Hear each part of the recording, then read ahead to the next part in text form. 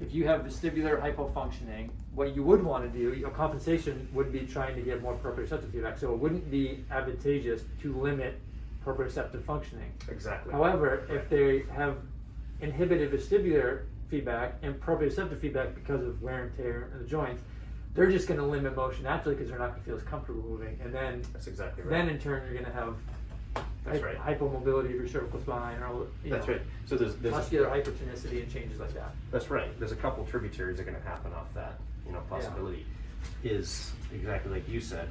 There's something called the cervical colic reflex, the vestibular colic reflex, which is like you said. As soon as that vestibular system starts to break down, then they're going to stop moving their neck as much. But they're also, even though they are limiting their vestibular activity because it's sending inappropriate information, and they're also going to be limiting that proprioceptive activity, Right. which is short-term helpful for their vestibular system, but long-term, if you leave something like that and don't fix it, then it's going to long-term cause even more issues. Start that degeneration process even earlier. Yeah. Start and decrease that proprioceptive input. So this is where that kind of work to make sure that system is as healthy and mobile as possible, but you also have to address that vestibular aspect. Yeah. So you just said, I think you just said it. I'm just asking. Thank you so much. You would not want, if they came in and let's say they're not advanced in this stuff.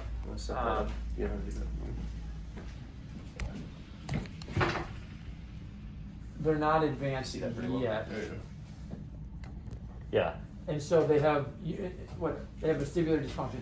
You would not want them to increase proprioceptive because then you'd have misinformation coming in at the VPL, right? So you don't want to increase proprioceptive. All right, well the vestibular system is hypofunctioning. I don't want to jack up the proprioceptive feedback. So That's right, because the mapping is probably off already, and then you're just going to continue this, That's right. this abnormal. Because So that vestibular system and that cerebellum really help in that collicular area of vision. yeah, Give a lot of our mapping to the brain. So let's bring it back for a second to you, because that, if you need to run back on that, okay. you keep talking. So bring it back to Brandon, right? So Brandon has the issue where he has that convergence insufficiency of the left eye, and he comes in and that fatigues out like that. So his mapping, when he moves his eyes, may be skewed a little bit, maybe compensating with that map. And so we're now sending information to a mapping area where the map's a little skewed. So any information we send up may not be processed appropriately, as well as we want. And so this might explain to you why some patients take longer to get better, some patients maybe never get better, some patients require, like, for whatever reason, the work that you do, like, geez, it works on usual patients, why is this one different? There may be some other mechanism affecting the way that the information coming in is being processed. And so this collicular area is the same area where or similar areas of the level anyway, where the convergence centers are. Your collicular areas are in the posterior part of the brainstem, and that supracolliculus keeps your eyes on a target and also moves your eyes to a target. So it does two things. The superior part controls your gaze, the inferior part gives you a saccadic activity. Now they can't both work at the same time. You can't fixate your eyes on something and move your eyes at the same time. But they have to work really closely together, kind of like this proprioception of the vestibular system. In this convergence area, being in that same mesencephalon area, is potentially impacting that, right? They all want to work together. It's a lot of your visual stuff is in this mesencephalon. So in that vertical activity. So with Brandon, what we want to find out, we talked about this, if his eyes don't like to stay in because this left eye comes out, then what he's going to do is potentially turn his head to the right and have what we call a right yaw to compensate for that. Because this eye works fine, but this eye doesn't really work as well in this way. It moves fine here, but it doesn't come in very well. So when that happens, he's going to potentially come in with a chronic neck issue that just always on that same side, on the left side. right side affected, but it's just this muscle imbalance where he's compensated over time that could, you know, physical therapy or chiropractic can help him keep that proprioception up, you know, healthier. But it will also help maintain the health of the vertebrae and the discs and the muscles where it keeps it moving. But we're still not addressing the source of his issue, if that makes sense. Yeah. And so, if you wanted to, so you're doing really good work. You're just, it's not completely resolving for some reason, and you say, well, why isn't that completely resolving? There may be some neurological mechanism of this mapping error, or this error of eye movement that's not facilitating normal activity within the spine. So it isn't always that the person locks themselves up into this vestibular colic reflex, right? That isn't necessarily the case, but they might do that initially. So if you have, like, let's say BPPV, you're just not going to move your head, right? If you're feeling dizzy and vertiginous, you're just not going to move your body very much. You're going to do this, like Brandon said, it's going to break down, and things are going to start to lose this proprioception, because this is either hyper or hypo functioning. Either way, you don't want to move your head. In BPPV, it's, what is it, hyper or hypo functioning? Would it be hypofunctioning? Hyper. Hyper. Yeah, because what's happening is that you're getting these crystals in the fluid of the endolymph of your canals, and when you get these little crystals in there in that fluid, it changes the weighting of the fluid. So that fluid rushes past these little hair cells, and these little hair cells are what sends the signal through the vestibulocochlear nerve to the brainstem to say, hey, this is what we just did. But if you're getting too much information, because now I've got rocks in there, little calcium carbonate crystals, I've got heavier fluid coming through, it's like a big old crashing wave versus a gentle little pond ripple, right? So now you get these big old crashing waves, then you're feeling like, whoa, like you're just moving. Your brain is saying you're getting way more information than you normally would. It's misinformed, and it's going to give you this kind of spinning vertiginous sensation. So it's too much. But there's also hypo, which happens with people all the time. But either way, you don't want to move your neck. Because if it's hypo-functioning, you may turn your head, and then your eyes aren't able to create this vestibular ocular reflex, and your eyes just go with the head, and then they have to always refixate. And every time your eyes have to saccade, you lose your ability to balance. You can't have these stabilizing balance areas when you're moving your eye. You're moving your eyes quickly. It just doesn't work. They can't, like I said before, you can't fixate on a target and move your eyes at the same time. Now you have to be able to do them very quickly. It has to be boom, boom, but you can't have them do it at the same time. And this ability to fixate your eyes and stability are very much interconnected. That's why it's important to look and see how fast can somebody saccade one way or another. So we may look at Brandon, right, and say, okay, let me grab that. Let's look at Brandon so he can see what we're talking about too. So let's see if we can just bring out that convergence insufficiency of the left eye again. So follow this in.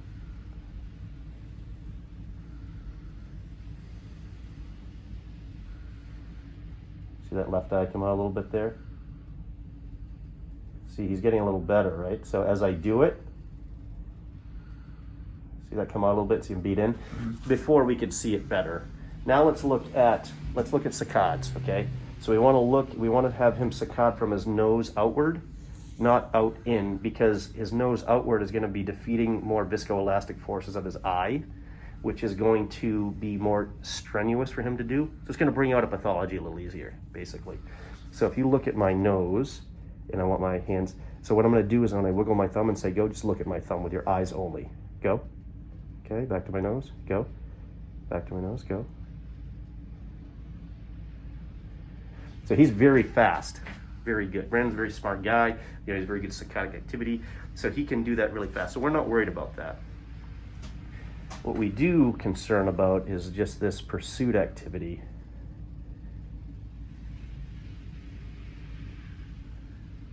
Which Brandon knows now, but before he was, and just follow it just a little bit with your head and your eyes to the left, just for fun. he was doing that, which he was cheating, right? So now what we want to do is we want to have him look, now we actually want him to do that. So follow my thumb with your head and your eyes, basically point your nose at my thumb.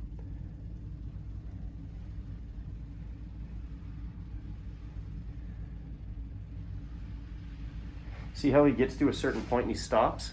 That's interesting. That's all we'll say about that for right now. Then we're going to do vertical. With movement? No, just not movement first. Oh, he's not bad there. Now with There's a movement. jump. Yeah, there was, but you weren't bad. Now with your nose. Oh.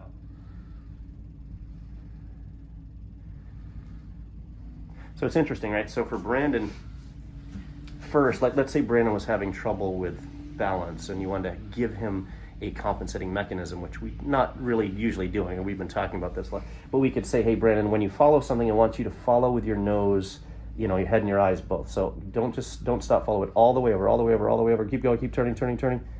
See that difference? Turn, turn, turn, turn, turn, go, go, go, go, go, go, go. Go, go, go, go, go, go, go, go, go.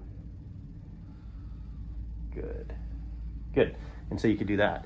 So you could do stuff like that, and then you follow it in, you say, okay, how's that doing? You want to recheck it.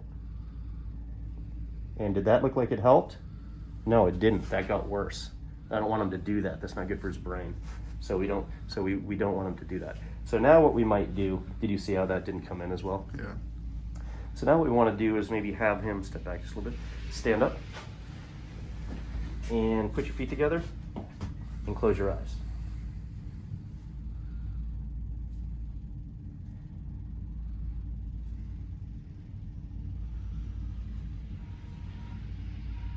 So Brandon's very athletic, but what you're going to see is in the more athletic people, you're going to not going to probably see as much sway, but you can see with him he's swaying this way and swaying a little forward, a little back, you know. So he's getting maybe a little anterior canal involvement, posterior canal too, you know. But that's it's you say, oh, that isn't bad, but you have to compare it to the person.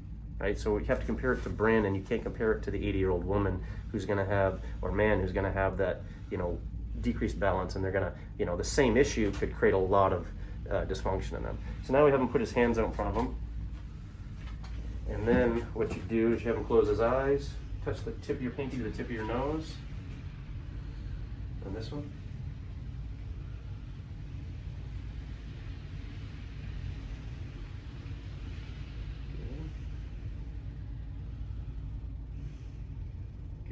Open. So interesting that I would have thought that the right would have been worse, but his left was having some mal-awareness of that kind of where that nose is. So maybe potentially a little ocular apraxia or something like that, where he just, you know, visually, we're gonna see if he can do that with his eyes closed. You know, that's not gonna be ocular apraxia because his eyes are closed, but he's gonna have this kind of parietal dysfunction that maybe he's just not seeing where that, he's not understanding the mapping of his nose and his motor connection is not really there as well. So that's where some of this mapping stuff might come into play. So then you have him grab a seat maybe, and then put your hands in front of you, kind of go like this. Okay, and relax, and then kind of like this.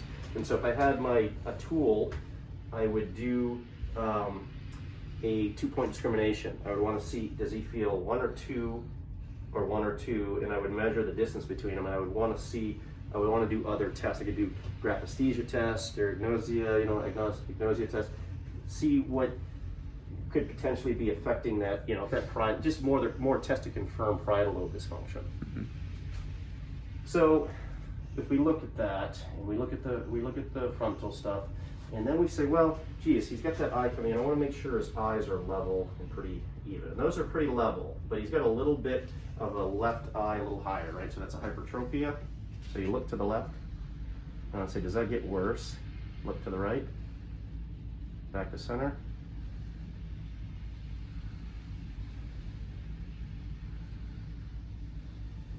Okay, look to the left again. It's a little worse when he looks to the left, doesn't it? And so, and you look to the right, and that's not so bad, right? So when he looks to the left, the problem is, and it gets worse, the problem is either going to be in that inferior rectus, right? Or that, let's see, let me see one more time. Look to the left again. Good, back to center. Okay. So maybe that inferior rectus. Hands in front of you. One more time.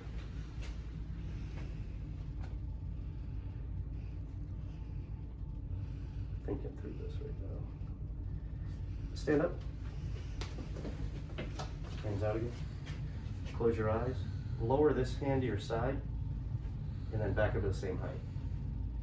Very good. Open your eyes. Now close your eyes. Now this one. Okay. Good. Relax. Now have a seat.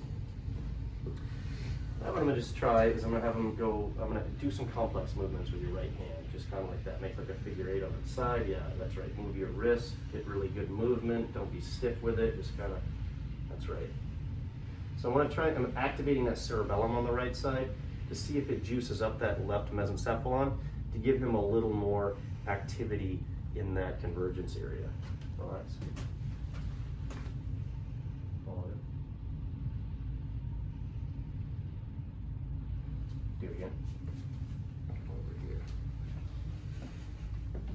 In the way, and I'm way out of my normal exam procedures, but like what we would do is we would have tested to see at what distance, which we kind of did early on, to see where he starts to see it kind of blurry or looks past it. Relax. And we want to see if it gets better. All this in.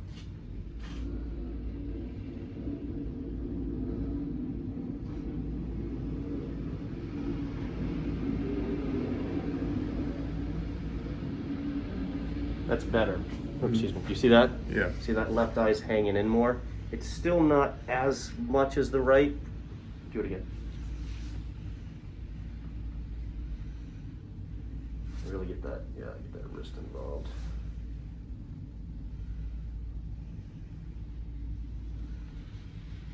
Good. And then follow it. And tell me when you see any blurriness or double or anything. No. So that's about half the distance, maybe a little better, you know, maybe like 60%. And a lot of people are going to see double there, right? But they shouldn't see double here, or wherever we were here before. So that comes in. Yeah. So he's holding that. It's really steady. You're not seeing any of that coming out. I know this is the first time you probably looked at this, but you can probably see that it's a little different. Yeah. Yeah. And you can even look at it, you know, compare it. If you look at the previous, you know, testing, you see, you know, where that was, you know, coming out, and that, you know, you saw it's as if it's looking at you versus it shouldn't be looking at you. Right. So that for Brandon, so like something where if he's starting to get fatigued or starting to get a little dizzy or you know, blurriness or whatever it might be, or just feeling a little spatially, you know, he can just do some of these right complex movements to juice up those parts of his brain. It's probably going to actually help him feel better too, just overall. And so you can just do those, and you know, and then have him stand, feet together. Close your eyes. So now what do you see? He's not really swaying to the right. He's, if anything, he's swaying a little bit to the left, and now he's centered. See that difference? Yep. It's substantial. I know it doesn't seem like it, but that's substantial for him. Which And- they do a test that, what's it called? The VNG and the caps. Yeah. That you could, they trace it and measure it a lot more. Yeah. Oh, this way. Yeah. Yeah. Exactly, yeah, sway pattern and all these things. So now what we want to do is put your hands in front of you, close your eyes, finger to nose, boom, there you go.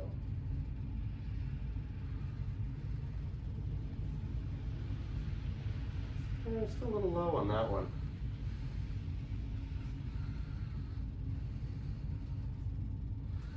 Okay, have a seat. So now what I want you to do is touch my thumb with your finger, with your left finger.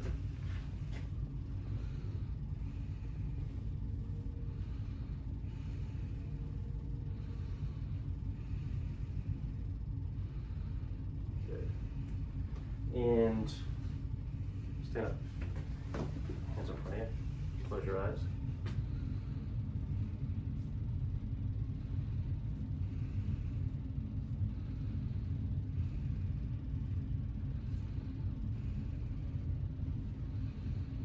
A little bit better, right? You see that? Mhm. Have a seat again. Let's do it again.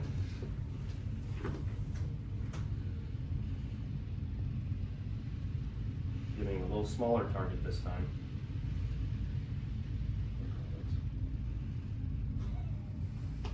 Do another. Yep. Hands up like you were. Okay. And just keep going back and forth.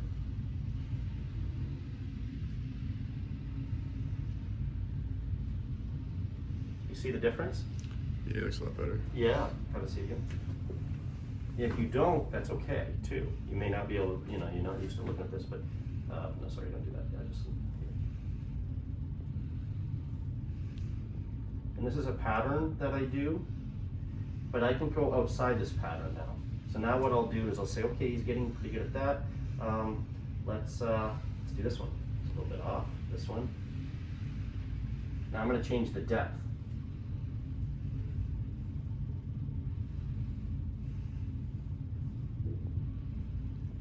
Stand up. Hands up. Beautiful.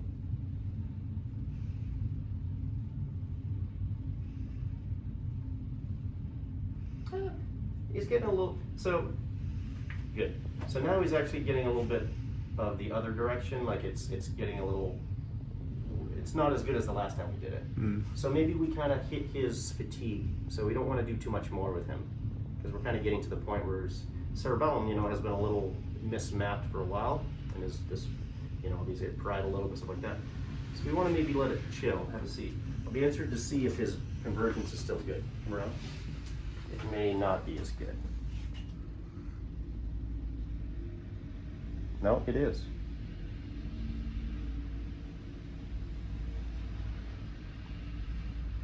You're not getting that feeling like you're looking past it now, are you? Yeah, because that's what it was, is your eye drags like with the environment with it, basically. But it's not now. So now that eye's staying in very well. Let me interested. Let's do one more thing. Yeah. So now what I'm gonna do is you're gonna do the same deal with that left, but what I'm gonna do is I'm gonna snap my fingers, try to, so you can hear where it is. I want you to touch where you hear it. Close my eyes. Close your eyes though, yeah. With your left hand only, yeah. Okay.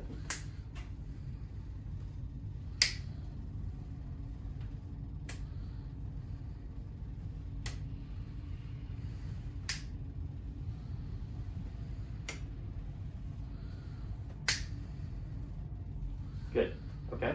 So he wasn't so good up here and not very good down here. And so that is something where we say, well, okay, let's see if we can assist him and see if it gets better. I'm actually gonna take his hand and touch it to mine, where he has it. So close your eyes.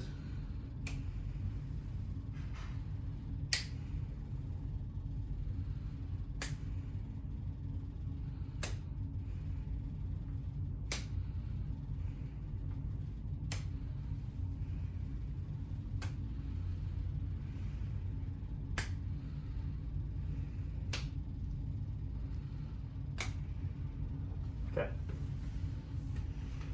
Stand up. Hands up in front of you. Close your eyes.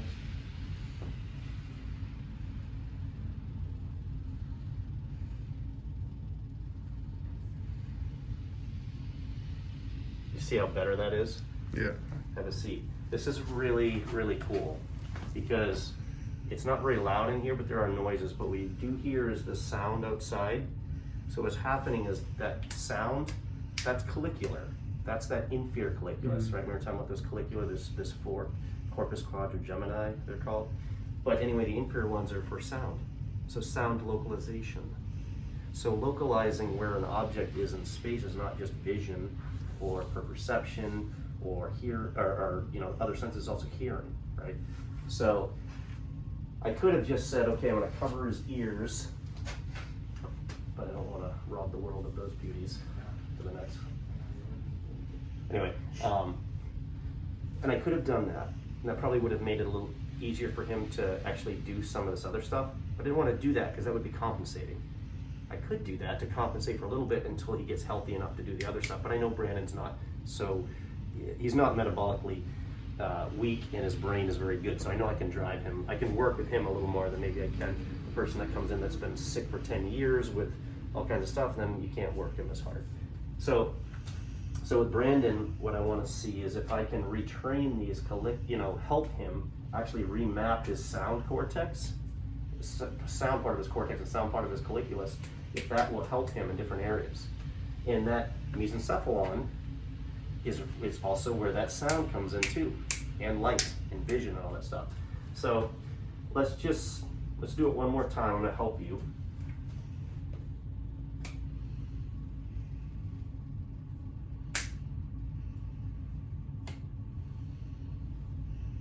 My snapping is inconsistent.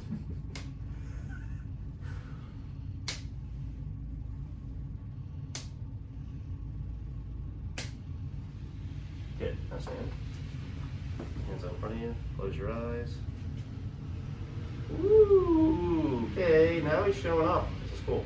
Okay. Have a seat. I was gonna say you have a vision. This is the last thing we'll do. Now we're gonna just check and see if his sound got. We know it did because this got better. So we know something happened. We just don't know if this is gonna be good yet. But we can work more with this. We can do metronomes and all kinds of things to do it better. And we can also do it with his eyes open, which will help too. Mm-hmm. So that's how another way we would train this, and you can practice this. So, yep, so now I'm gonna do it, or you're gonna do it yourself this time, okay? Well, shit.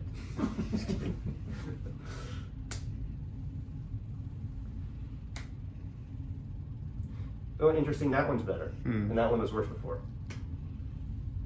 That's better. That one's not. That one's very good. Much better. Interesting. So you saw, some improve, and then some either didn't or even got like a little bit worse. Mm-hmm. So he requires a lot more work on this. And what is your stand up again? But it did help him. So you're firing the right areas because it's improving something else that you're testing. So you know that's good. And you know these upper ones and these lower ones, remember I said those are the worst? And those are the ones he just did kind of the best on. He almost nailed this one, and he was really close up here. But this one wasn't as close. And but this one was a little off. And I wouldn't be surprised because that left mesencephalon weakness goes to that left parietal lobe in other parts of the cortex, which have more of a hemifield distribution over on the right side. So if I were to guess which side he was going to be worse on, I would say the right side. What were we going to say? Hands on front hand? Let's just try this. Close. Oh, that's right on.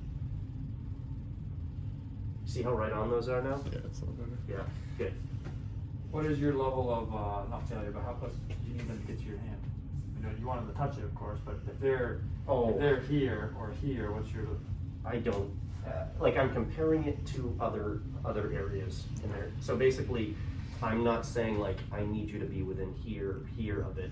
It's as good as I can get you. Like, ideally, yeah. Is that hard to do? Yeah, it is hard to do, yeah. To get right on the finger. So I'm not really worried about that.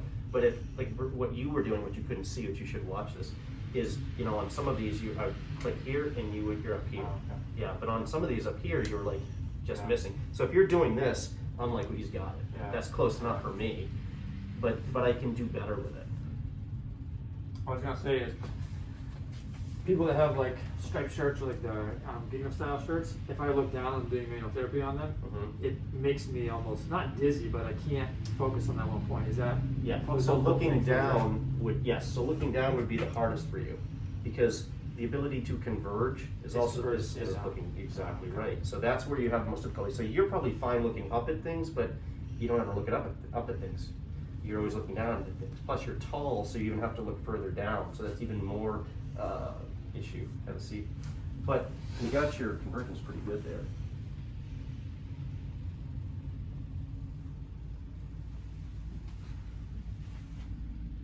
Yeah, still a little, and we're fatiguing it a little bit now. But that's how we work it. Let's get that collicular sound cortex doing a little better, and let's get, do these types of things. And, there's a ton of other things we can do to actually drive this, which I will give you some exercises to do. And I just, basically I go through, this is a little bit of a thrown together exam, but it's fine. Like what I do anyway with people is once I find where I start to see the issue, then I do more like tests on that, or I do more things with that. Then I kind of see, like, did this improve? You see how I did it. Basically, the same thing you guys do. Did this get better or did this get worse? You might use range of motion, or you might use strength of a muscle, or you might use gait or some other pattern, many other things that you do. And I might use those things too, but for this stuff I might use, well, now how well do they do with a via wall, or keep looking at my nose, or different types of tests. And I say, okay, that's my outcome measure. This is the thing I'm going to keep testing. I'm going to try to do things to see if it helps or makes it worse. Cool, huh?